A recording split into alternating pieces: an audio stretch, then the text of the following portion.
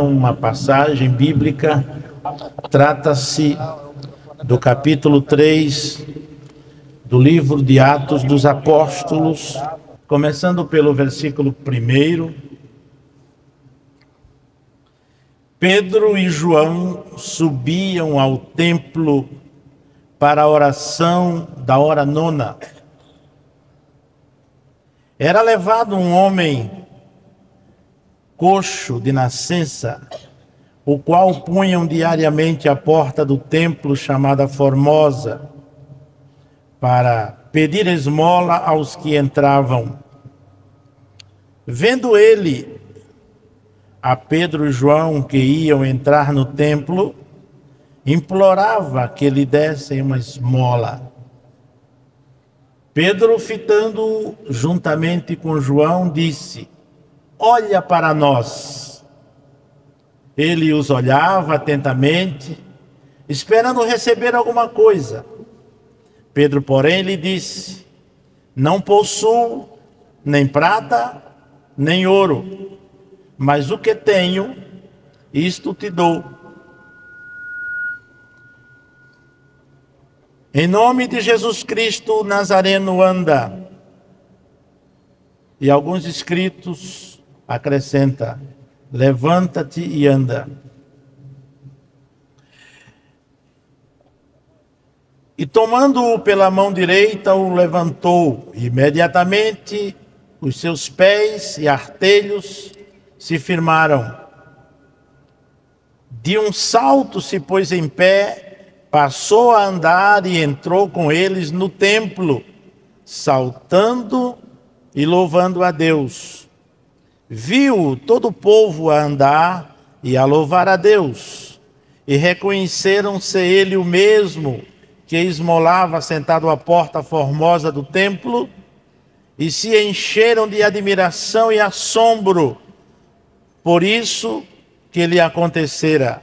Agarrando-se ele a Pedro e a João, todo o povo correu atônito para junto deles no pórtico chamado de Salomão.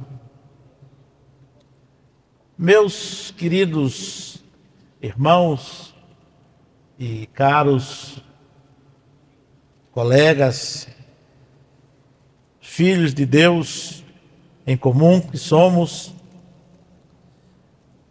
eu entendo ser esta manhã tão nobre, oportuna, para que possamos tecer alguns comentários, para que possamos juntos refletirmos num fato que marcou a história da igreja, o primeiro milagre, pelo menos registrado, no Atos dos Apóstolos, de forma específica, marcando o desenvolvimento numérico e qualitativo da igreja no que diz respeito a curas físicas. É interessante que o primeiro versículo deste capítulo começa nominando Pedro, certamente partindo da premissa que os leitores o conhecem muito bem, de forma que, por uma questão didática, me parece necessário usarmos alguns poucos minutos do tempo que me fora destinado para relembrar alguns pontos que eu julgo de vital importância para que possamos identificar o homem que Deus usou para aquele fato tão sublime que ainda hoje edifica a todos quantos ministramos na senda ministerial, bem como a todos os que formam a igreja de Deus. Pedro, todos sabemos, um homem simples, de uma origem modesta, mas que foi alvo da vontade de Deus e de nosso Senhor Jesus Cristo, para ser um daqueles escolhidos entre os anônimos, entre os mais desprovidos de destaque na sociedade da Galileia. E ele, com o auxílio do seu irmão André, teve a oportunidade de firmar-se na fé, e não bastasse isso, teve também a oportunidade de merecer algumas atenções especiais, talvez em função do seu temperamento, ou da sua personalidade, da sua predisposição no que diz respeito à arte da comunicação, embora muitas vezes expressões impensadas, não importa. O que eu quero é me referir ao seu lado positivo, o seu lado bondoso, o seu lado prático, o seu lado funcional, o seu lado exemplar, que é procurar sugar, assimilar e trazer para si tudo o que ele pôde trazer de Jesus Cristo no seu relacionamento, naqueles 3 curtos ou longos anos, dependendo da perspectiva que nos for interessante. A verdade é que Pedro teve oportunidades preciosas que deixaram seus colegas talvez desejosos de ser Pedro, né? Em determinados momentos, quando, por exemplo, ao ar livre, quando lá em Cesareia de Filipos, Jesus deu desculpe a expressão, apenas para fins didáticos, um show de aula de jornalismo. Como se fazendo uma entrevista, colocou os discípulos num painel macro e disse assim, perguntando assim: que dizem os homens ser o Filho do Homem? E os discípulos, de uma forma descontraída, relaxada, informal, começaram a responder que Jesus era tido como um dos profetas. E naquele momento de descontração, Jesus constrói uma pergunta bem pontiforme, pontual, e diz: e vós, quem dizeis que eu sou? Forçando-os a uma confissão resultante de suas convicções e da sua visão espiritual, razão pela qual o Senhor os chamara para uma posição de nobreza ministerial. E eles ficaram um tanto embaraçados para responder quem era aquele que formulara uma pergunta de tanta qualidade. Foi naquela oportunidade que, convicto, porque Pedro havia passado por uma experiência no mar da Galileia, um pescador exímio, e uma noite inteira não consegui pescar nada. E tão somente depois da presença de Jesus e por uma palavra, eles conseguiram pescar o que talvez nunca haviam pescado antes de uma só vez. E aquilo resultou numa experiência singular, a ponto de Pedro não pensar 2 vezes e dizer: tu és o Cristo, o Filho do Deus vivo. Eu creio que Jesus fez assim, vibrou e se sentiu grato, porque estava vendo em Pedro futuro. Eu me sinto maravilhado com Jesus. O que me deixa às vezes enjoado, aborrecido, o que me deixa chateado mesmo na minha vida cristã, é que eu não sei dissertar sobre Jesus. Essa é a minha frustração. Mas naquele momento Jesus disse: bem-aventurado és tu, Simão Barjonas, porque não foi a carne nem o sangue que te o revelou, mas meu Pai que está nos céus. Aleluia! 2 coisas ali certamente alegraram o coração de Jesus. Primeiro é que Pedro disse uma absoluta verdade teológica. E a segunda é que Jesus sabia, claro, mas isso é uma força de expressão. Naquela manhã, os céus se alegraram, o inferno se abalou, porque Jesus estava vendo um brilhante ministro do Evangelho para cuidar da igreja de Jerusalém. Aleluia! Mas somos humanos. somos frágeis.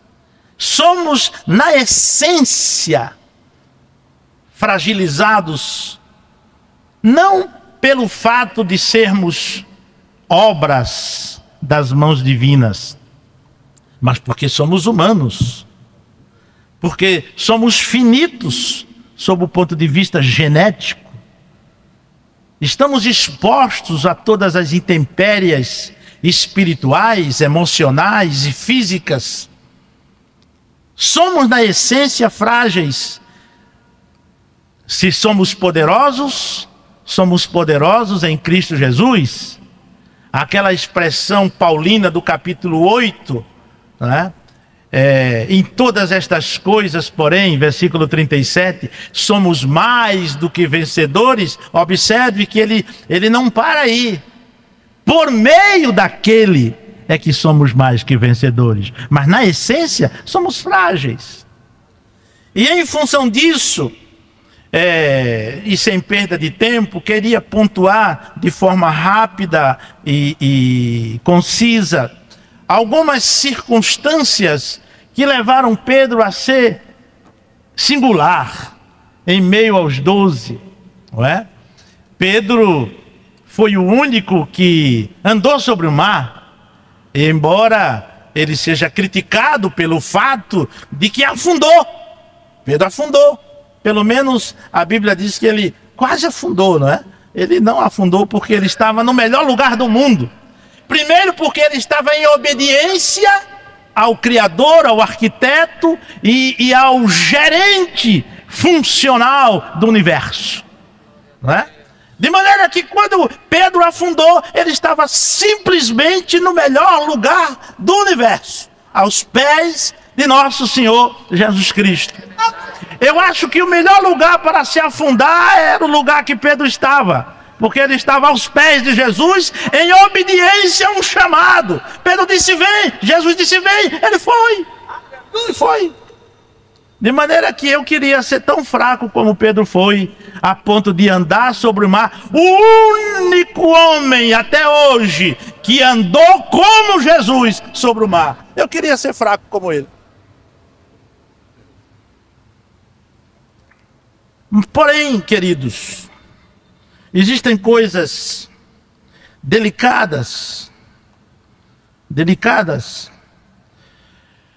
como por exemplo, exausto pelas tensões que marcaram aquelas últimas horas da prisão do mestre, Pedro, junto com Tiago e João, não conseguiu atender a necessidade de orar pelo menos 1 hora com o Senhor. Não teve a oportunidade teve, não teve forças para vigiar e assim dormiu. Ainda entorpecidos, foram acordados pelo Senhor, tentaram se refazer daquela exaustão, não conseguiram, dormiram outra vez, até que o Senhor disse, olha, agora por mais que vocês queiram e possam, não dá mais. Passou a oportunidade de orarem comigo. E quando a turba veio prender a Jesus, Pedro comete um grave deslize, resultante dos seus ímpetos, do seu descontrole emocional, impróprio para um homem que receberia mais tarde tanta envergadura, tanta responsabilidade diante de Deus e do povo. Não temos explicações maiores, porque a Bíblia não traz as razões específicas e os mecanismos utilizados para que ele golpeasse aquele Malco, decepando um dos seus pavilhões auriculares, a sua orelha.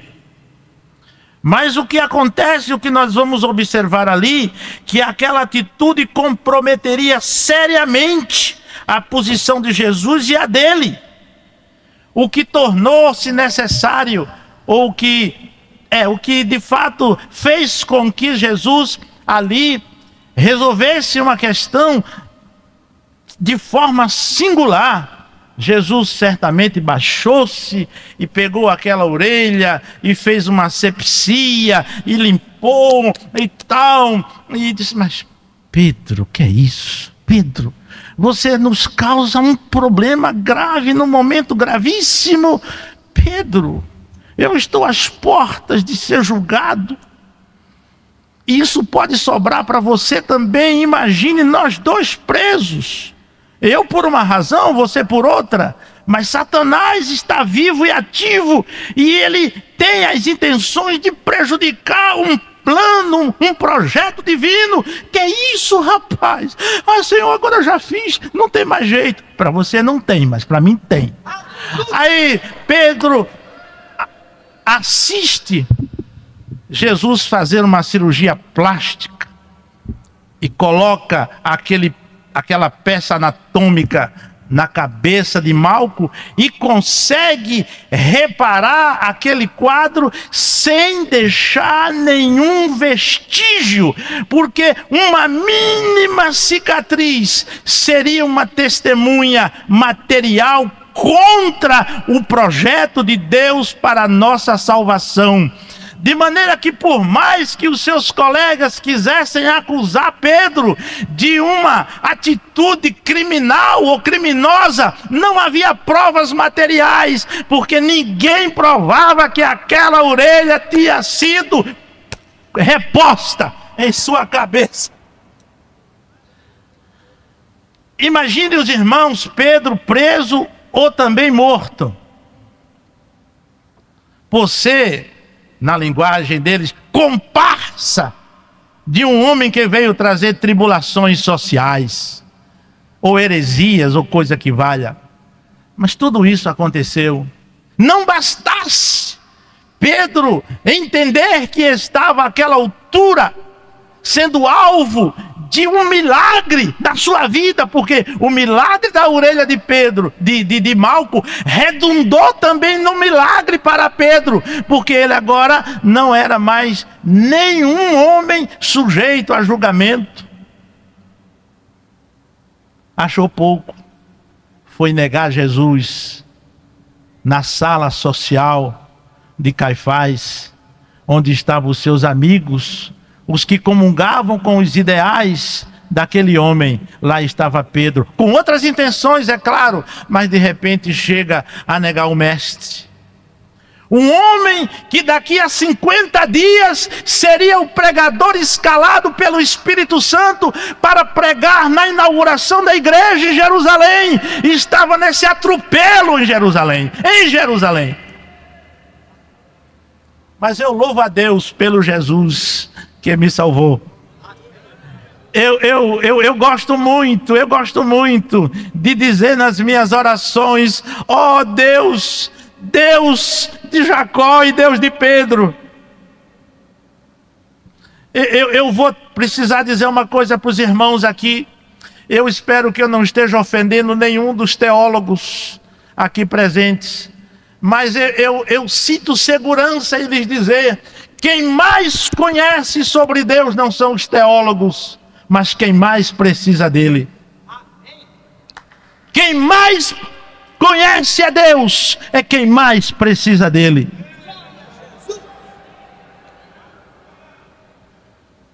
E naquele momento Pedro sentiu que todo o projeto de Deus se foi d'água abaixo, se foi pelo espaço, resultante das suas próprias atitudes. E lembre-se, os senhores, que se houve um problema que Jesus levou para a cruz e para a sepultura, foi o problema de Pedro, foi a negação de Pedro. Conquanto o Senhor Jesus tenha criado um vácuo em torno da cruz do meio, fazendo com que o Senhor Jesus se sentisse absolutamente só, sem a própria presença do Pai onipresente. Deus prescindiu da sua onipresença na cruz do meio, num determinado instante, quando Jesus perguntou: meu Deus, por que me desamparaste? Uma das razões foi a desistência de Pedro de atentar com seriedade. Mas eu queria dizer, mais pecador do que Pedro sou eu.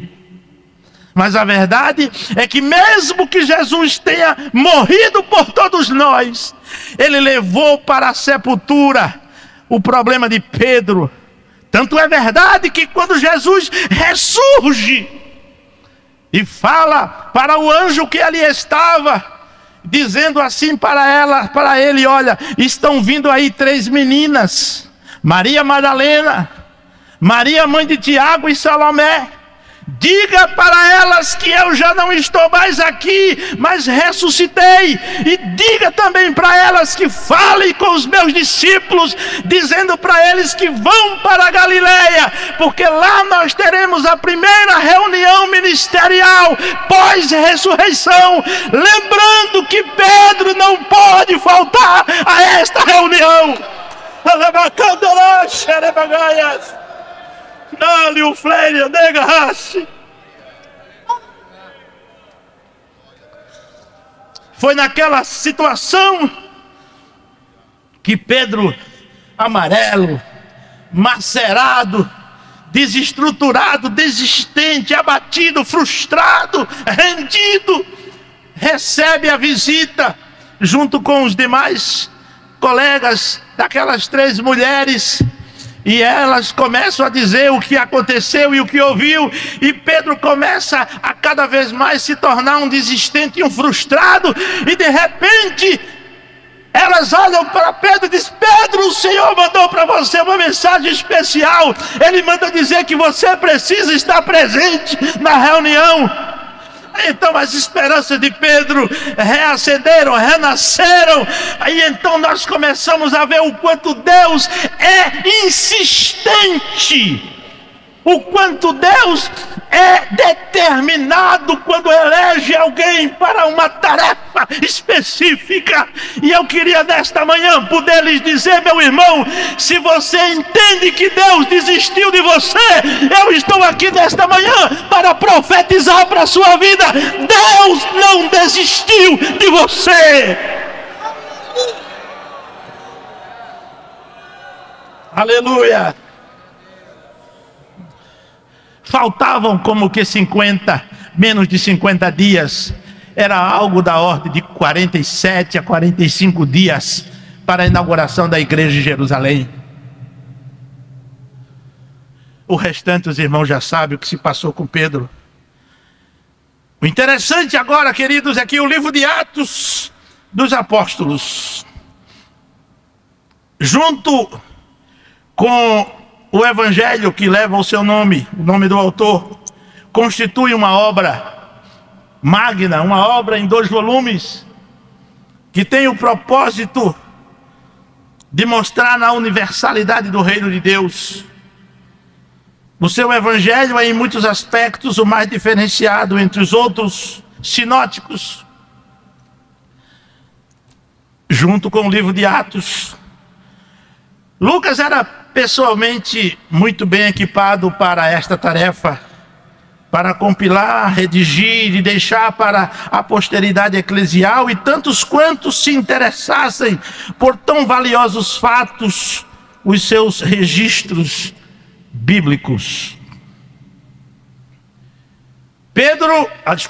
Lucas tinha algumas vantagens em relação aos seus colegas escritores dos evangelhos, por algumas razões que eu quero colocar em poucas palavras, para entrar nas questões mais teológicas do texto que acabamos de ler. Quando Paulo envia saudações aos seus irmãos colossenses, ele menciona 3 judeus e 3 não judeus.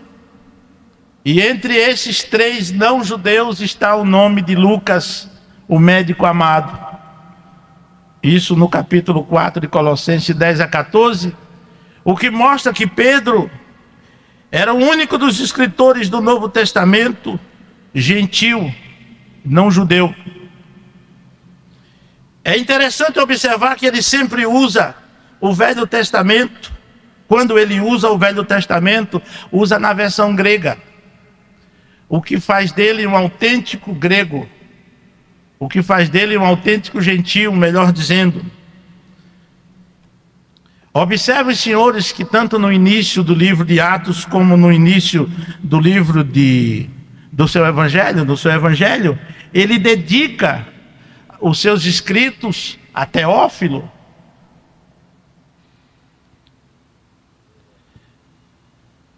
De maneira que, quando ele se dirige a um romano, ele traz consigo a sua cultura não judaica. Ele teve a felicidade de ter uma formação superior, rara naquela época, razão pela qual fez dele um escritor de um grego excelente. Nós vamos observando que nem mesmo Paulo, na sua grandeza cultural, teve tantos destaques na sua versatilidade escriturística. O Evangelho de Lucas e o livro de Atos dos Apóstolos tem em torno de 800 palavras que Paulo e o escritor aos Hebreus nunca usaram. O que faz de Lucas um homem de uma excelente cultura. Ele era também um historiador. Observe que lá no primeiro capítulo ele usa a palavra investigação acurada, o que significa dizer que ele não foi um mero contador de história, ele foi um investigador. E isso nos dá muito embasamento. Eu gosto de ler, eu gosto da Bíblia, mas quando eu me debruço sobre as escrituras escritas com a sua assinatura, a gente se sente mais seguro, porque todas as suas informações são precisas. Ele entende de navegação, ele entende de medicina, ele entende de história, ele entende de geografia, ele entende de linguística, de gramática. Ele é diferenciado. Ele é diferenciado. Ele foi também um viajante. Ele dá detalhes, quando ele fala de navegação, lá no capítulo 27, ele aborda detalhes que talvez só aqui o pastor Antônio Gilberto entenda com precisão, tendo em vista o seu perfil profissional. Mas então, queridos, o que eu queria lhes mostrar é que este relato que nós lemos aqui nos conduz a enxergar os apóstolos comprometidos com a igreja, com uma igreja dinâmica, sistematicamente comprometida com a oração, com a pregação e com a conquista de almas. Foi assim que a igreja começou, e começou de forma linda, precisa, perfeita, espontânea e responsável. Nós vamos ver que Pedro e João não tinham em suas agendas nada de especial, a não ser uma vida de compromisso com a igreja. Observe que quando a Bíblia diz que eles subiam, eles iam sempre para a oração, particularmente às 3 horas da tarde. Ele era um comprometido com aquela oração da tarde. E naquela tarde ele não se deu conta de que o Espírito Santo havia reservado uma excelente surpresa, porque ali, na cura daquele homem, daria início a um movimento todo especial, totalmente novo do ponto de vista histórico da igreja. Por quê? Porque naquele momento a presença daquele homem suscitava primeiramente um milagre manifesto. Depois aquele milagre abria um caminho para o sermão. E o sermão desenvolvia uma abertura nos corações dos ouvintes para a aceitação do Evangelho e para entender o que significava aquele grupo de israelitas, agora louvando ao Senhor Jesus Cristo. O que era uma agressão cultural, uma agressão social, uma agressão aos valores recebidos até então. Pedro e João participavam daquele compromisso eclesial sem qualquer dignidade especial, embora eles fossem os plenipotenciários de nosso Senhor Jesus Cristo. Mas eles estavam ali misturados, até porque eles aprenderam com Jesus não ser homens de destaques. Os irmãos devem estar lembrados de que quando para Jesus ser preso, os soldados precisaram pagar a Judas, para Judas dizer quem era Jesus, porque Jesus andava misturado de tal forma que ninguém sabia quem era quem. Eu acho que nós temos que aprender muito com Jesus e com a Bíblia, não é verdade? É verdade. É verdade. E Pedro aprendeu essa lição. Pedro estava ali no anonimato até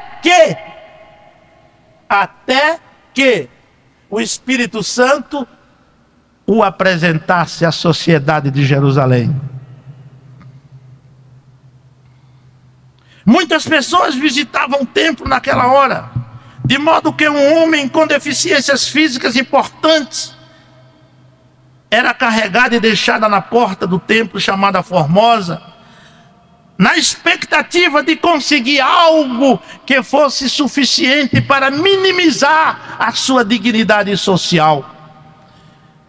O templo tinha 6 pátios, seus pátios e pavilhões, na realidade não eram 6, com pilares que davam-lhes um aspecto diferente dos nossos ocidentais modernos.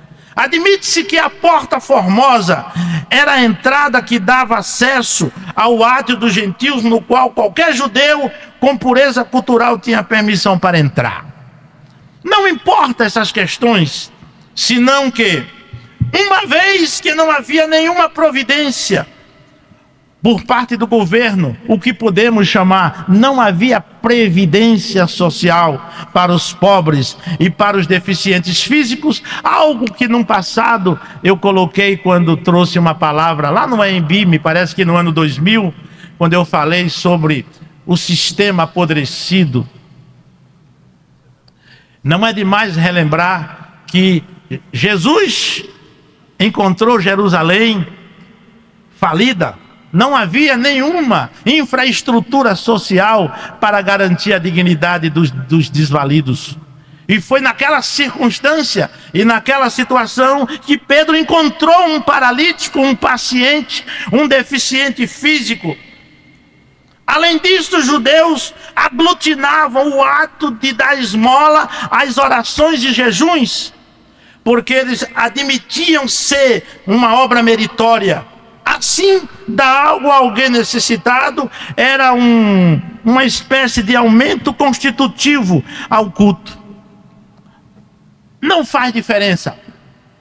O que nós queremos dizer é que aí se precipitou um momento importante da história da igreja.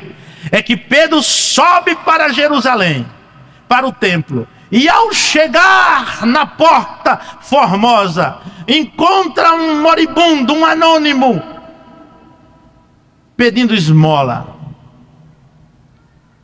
E ao pedir esmola, o Espírito Santo de Deus o conduz a parar.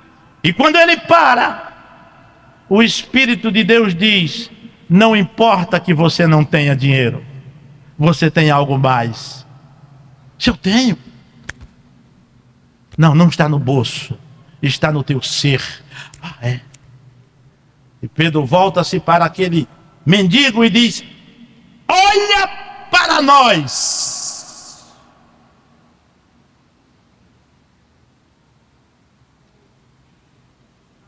Que coragem, que disposição, que cristalinidade, que pureza, que riqueza, que patrimônio. Um homem poder pedir para a sociedade olhar para si. Ele poderia não ter dignidade socioeconômica, mas tinha dignidade ministerial para poder fazer com que alguém despertasse o seu interesse para olhar para ele. Um anônimo, um pescador frustrado, um homem que foi chamado não para ser rico de valores monetários, mas rico das bênçãos e dos dons de Deus. Eu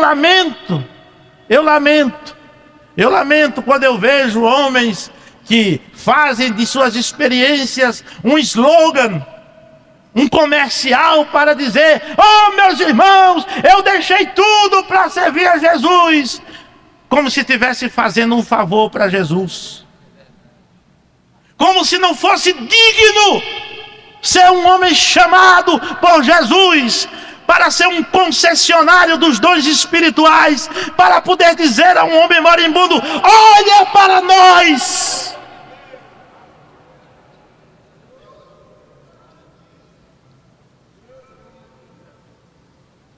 E quando aquele homem olha, na expectativa de mudar de vida, diz: agora eu saio daqui, agora eu vou comprar uma casa, agora eu vou ter isso, aquilo, meus sonhos de consumo vão ser todos realizados agora, porque nunca ninguém me mandou olhar para ele, porque o ato de dar esmola é impessoal.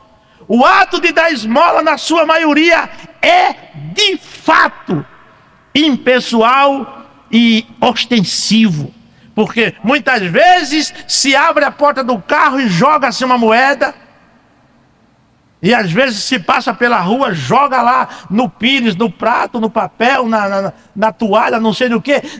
Às vezes não se sabe se é um velho, se é um jovem, se é um homem, se é uma mulher. É alguém que fala. Pedro já não fez assim. Pedro disse: olha para nós.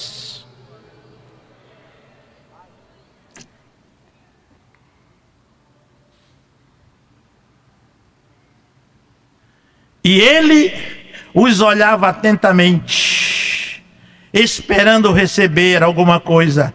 Pedro, porém, lhe disse: não possuo nem prata nem ouro. E para que o senhor manda olhar? Se o senhor não tem nada para me dar, por que me fazer perder tempo e olhar para os senhores? E Pedro disse: não tenho, de fato, eu não tenho prata nem ouro. Mas o que tenho, isto te dou. Em nome de Jesus, anda!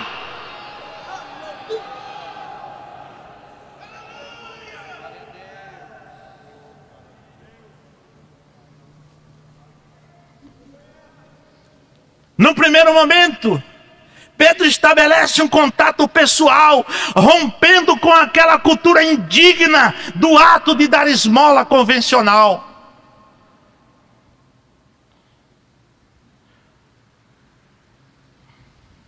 Em segundo lugar, o coxo levanta o seu olhar na expectativa de que alguma coisa mudaria. E um homem de Deus não pode brincar com o emocional daqueles que se chegam a ele. O homem de Deus precisa ser talhado no respeito, na dignidade, na seriedade, nos relacionamentos, sabendo que nós temos uma diferenciação. Nós somos concessionários de uma mensagem de mudança, de uma mensagem de futuro, de uma mensagem de estrutura, de uma mensagem de restauração, de uma mensagem de cura, de uma mensagem de milagre, de uma mensagem que opera mudanças tridimensionais no espírito, na alma e no físico. E por essa razão, ou por estas razões, nós não podemos brincar com os emocionais das pessoas. Deus, que é Deus, não manipula os nossos emocionais. E, consequentemente, Ele não permite que nós façamos tais coisas.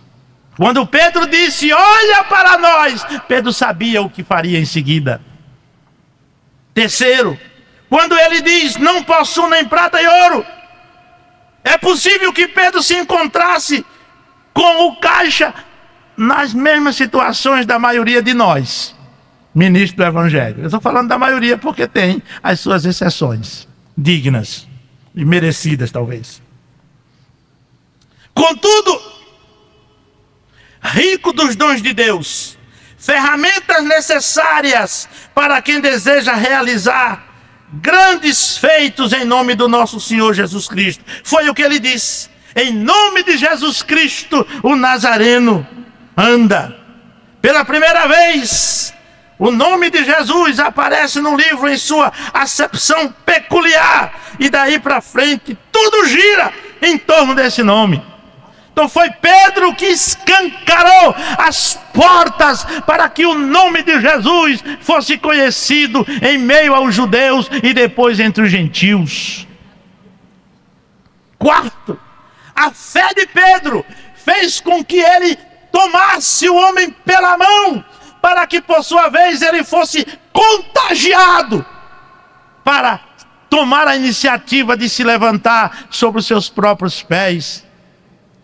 Nós precisamos crer no exercício do nosso ministério. Nós não podemos tremer nas bases quando estamos exercendo o nosso próprio ministério.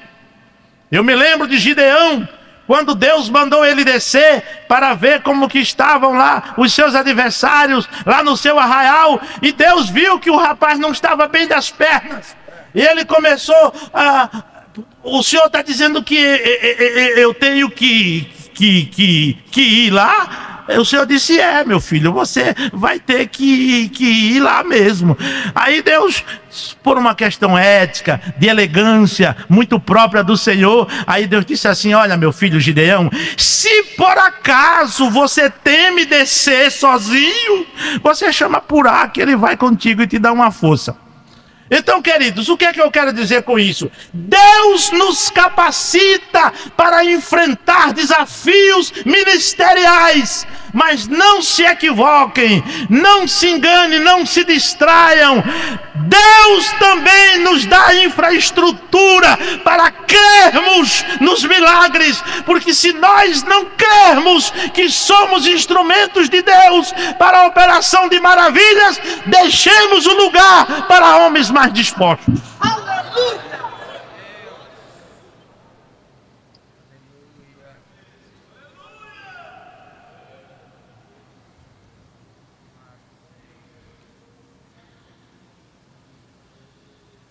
E aquele homem foi contagiado pela fé de Pedro e acreditou. Eu não estou me referindo à fé salvadora, mas à fé do milagre. Ele se levantou na expectativa de que andaria mesmo.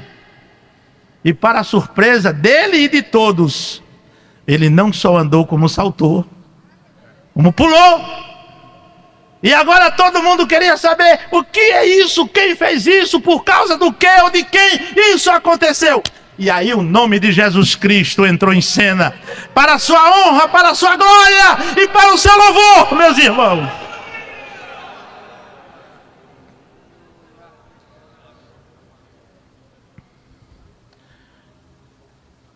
E quinto,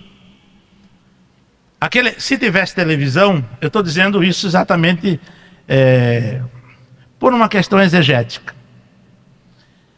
Se tivesse televisão em Jerusalém, provavelmente aquele rapaz não ia para a televisão.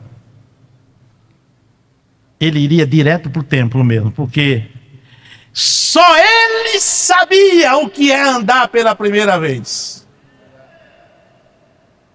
Ele levantou-se com um prazer, com um gozo, com uma experiência singular na sua vida.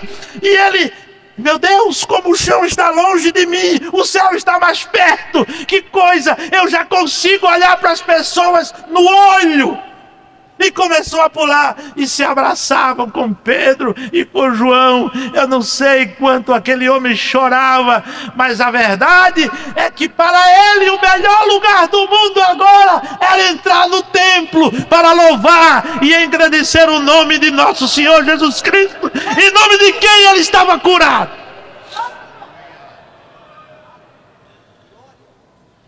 E aquele fenômeno, aquele fato, aquele mega milagre foi o início de uma obra magnífica, divina. Um aumento numérico e qualitativo da igreja de Jerusalém.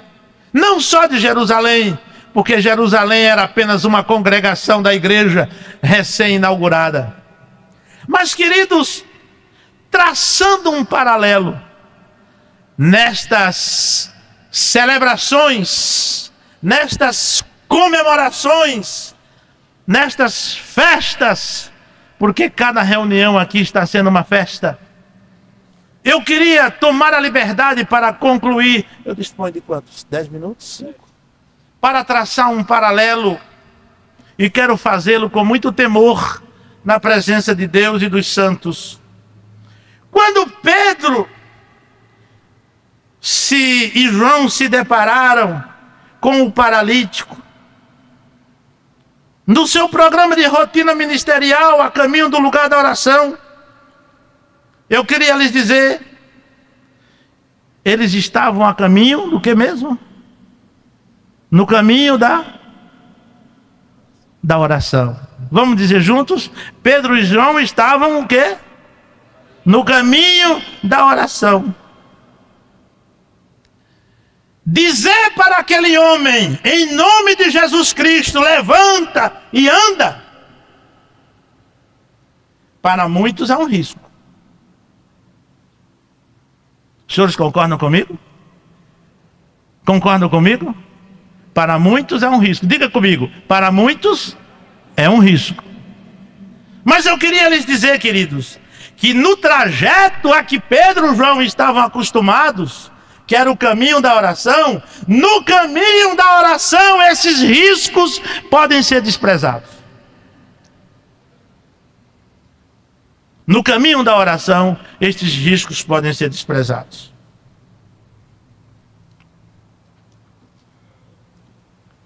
Nenhum homem incorre em risco ao dizer à sociedade, olha para nós. Quando nós estamos orando, nós temos moral para dizer à sociedade, olha para nós. Quando nós estamos orando, nós podemos estar tranquilos, porque as surpresas não nos abaterá. Ou não podemos dizer, em qualquer circunstância, olha para nós. Será que todos podemos dizer isso? Olha para nós. Será que nós temos sido modelo de inspiração, modelo de vida, modelo de pregador, modelo de ensinador, modelo de conselheiro, modelo de administrador? Será que nós podemos dizer para o povo, olhem para nós?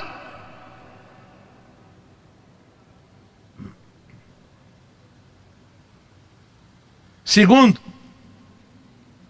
é possível que alguém, não estou isso, Deus me guarde, generalizando, não estou aqui com o meu espírito voltado para qualquer circunstância ou situação nominal ou numérica, Deus me guarde. Mas é possível que em meio a um contingente quase que milionário, sob o ponto de vista de pessoas, haja alguém que de repente não possa dizer para a sociedade, eu não possuo nem prata e nem ouro, né? Principalmente se tem dificuldades de explicar como que adquiriu essa prata e esse ouro. De maneira que se há nesse contingente bilionário das Assembleias de Deus no Brasil alguém que não possa dizer isso, não tem muito o que festejar nesse centenário. Não tem muito o que festejar. Mas eu louvo a Deus que os que podem festejar, estamos aqui, humildemente, na presença do Senhor, agradecidos por fazermos parte desta história. Glórias ao nome de Jesus, para sempre.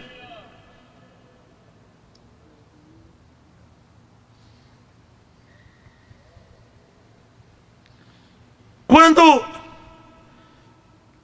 em alguns casos, o ter não é consoante com o ser, aí se torna difícil expulsar enfermidades, não é?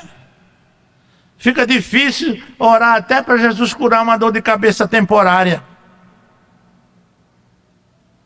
Pode até acontecer, queridos, que de alguém orar e pedir à ovelha: olha, eu estou orando, mas procure um médico imediatamente. Pode acontecer. Olha, eu estou orando porque você pediu, mas procure um médico imediatamente. Marca uma consulta, porque a minha oração não vai funcionar não.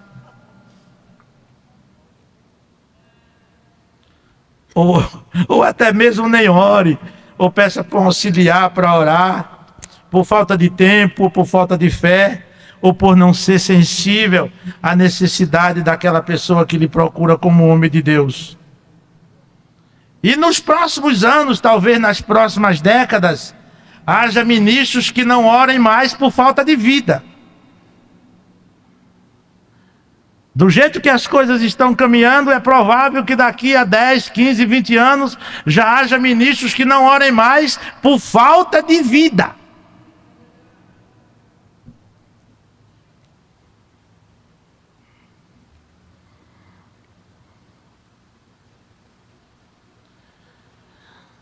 Mas, meus queridos, por essas e outras razões, pode ser que alguém tenha muito que comemorar. E eu louvo a Deus, porque se estamos aqui, é porque nós temos o que comemorar. Ninguém viria para uma celebração dessa magnitude se não tivéssemos o que comemorar. Eu louvo a Deus pela disposição dos irmãos que acataram a convocação da diretoria da CGADB, que com todo o seu empenho primou para oferecermos a Deus o melhor que podemos sob o ponto de vista institucional. E por essas e outras razões, eu quero lhes dizer, nós temos o que comemorar. Viu? E eu queria concluir esse rápido e modesto pensamento dizendo o que disse São Paulo: mas graças a Deus que nos tem dado a vitória por nosso Senhor Jesus Cristo. E em todas estas coisas temos sido mais que vencedores por meio daquele que nos amou. Eu me lembro uma vez, eu era muito jovem, quando o pastor Antônio Gilberto estava fazendo uma preciosa exegese sobre esse versículo 37 do capítulo 8, e ele fez uma analogia muito marcante para a minha vida, quando ele disse que mais que vencedor é simplesmente você ganhar, não como muitos prefeitos ganharam agora neste pleito, ganharam com cheiro de derrota, 51% contra 49%, 49,8% contra 50,2% contra 49,8%, aquele cheiro de desgraça. Então ele disse, querido, a vitória a que se refere Paulo é uma vitória de uma magnitude tão imensurável que a derrota está lá embaixo. Isso quer dizer, e eu pediria à igreja que dissesse comigo, mas graças a Deus que nos dá a vitória por nosso Senhor Jesus Cristo. E em todas estas coisas, faça assim comigo, meus irmãos, e em todas estas coisas somos mais mais que vencedores. E o meu desejo é que todos possamos dizer juntos, porque estou bem certo que nem a morte, nem a vida, nem os anjos, nem os principados, nem as coisas do presente, nem do porvir, nem poderes, nem altura, nem profundidade, nem qualquer outra criatura nos separe do amor de Cristo. E que possamos exercer o nosso ministério com brilhantismo, com veemência, com caloria, com nutrição, para a glória de Deus e para o enaltecimento do nome de nosso Senhor Jesus Cristo, porque Jesus Cristo não voltará para levar uma igreja sufocado. Senhor, se você atrasar mais um dia, vai me encontrar desviado. Se o Senhor demorar mais um mês, vai encontrar um desistente. Se o Senhor vier e vai demorar mais uma semana, o que vai ter de gente preso com escândalo? Venha logo, porque a igreja não aguenta mais. Não, senhores, o Senhor Jesus Cristo virá para apanhar uma igreja vitoriosa, forte como nunca. Que Deus nos abençoe em nome de Jesus.